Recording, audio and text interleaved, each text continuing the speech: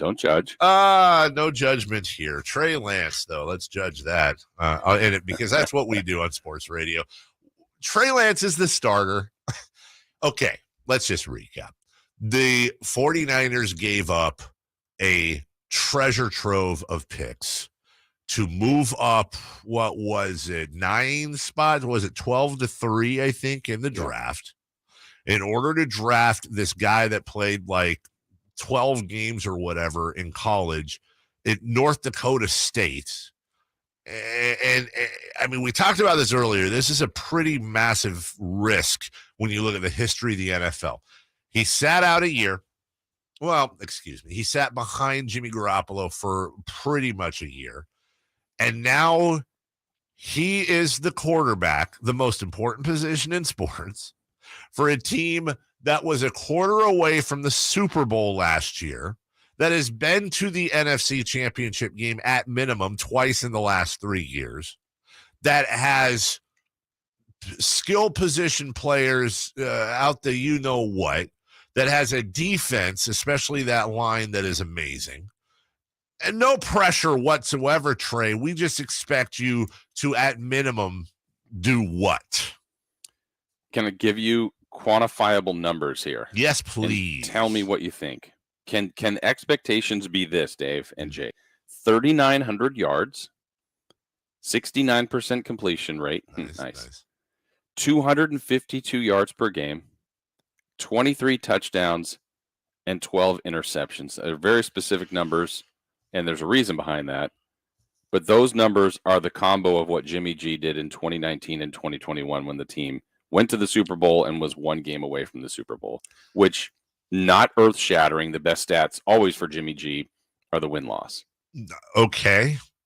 And that's not counting any running. I mean, obviously, I think he'll run more and have impacts on getting first downs, keeping plays alive, running for some touchdowns. But those are fine. Those are good numbers. Nothing amazing. Let me zoom out and rephrase it to you, because I understand and I like where you're going, and I like the comparison you just used.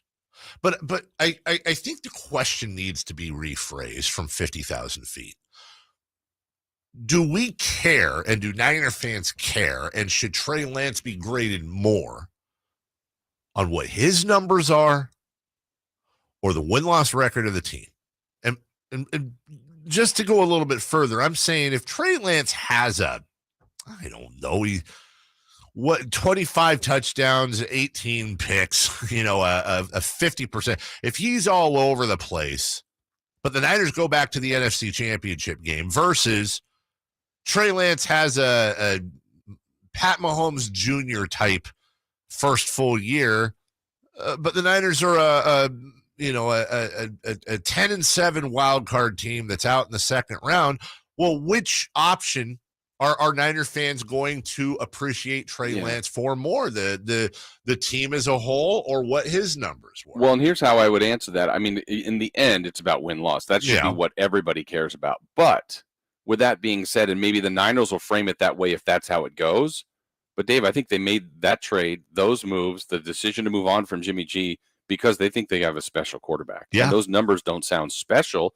Now, the win-loss could be, but you want to start getting him into that upper echelon top 10 where you go, we have one of the best quarterbacks in the league. We have one of the best young quarterbacks in the league. He is the reason we are 12-5. He is the reason we're hosting the first round, whatever it might be.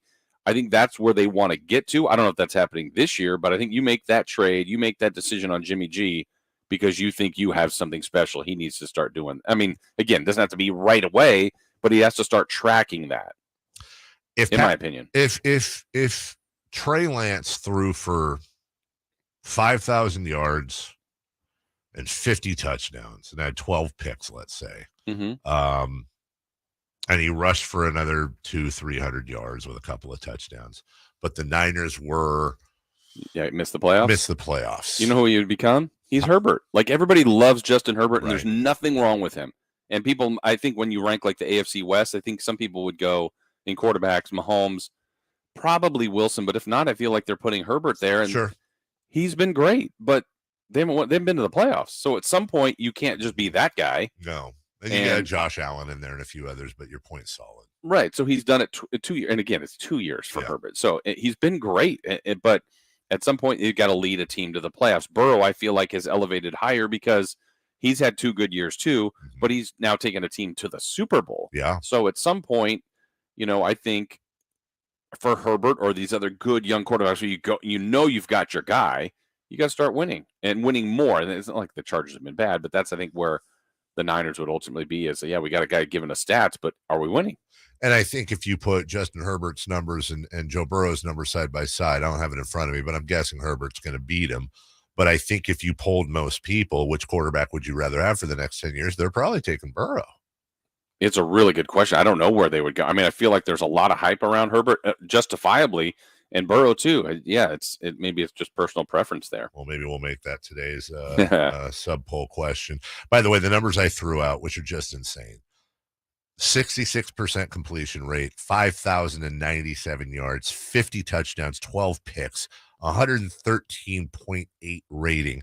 That was year 1 of being a starter for Patrick Mahomes in only 16 games. Yeah, and I think that as much as it's unfair, Dave, to Lance to be compared to Mahomes, but I think the situation is the same. Alex Smith won. They were winning all the time in Kansas City, but I think they felt they would upgrade, and then obviously the results have shown that they did, and we would all agree that Mahomes is better than Alex Smith, though they won at a great clip. So I think the parallels are there. Now the next step is, can Trey Lance, again, he's not going to be Mahomes, but can he have a clear look where you go, he is better than Jimmy G? 1-800-920-1140.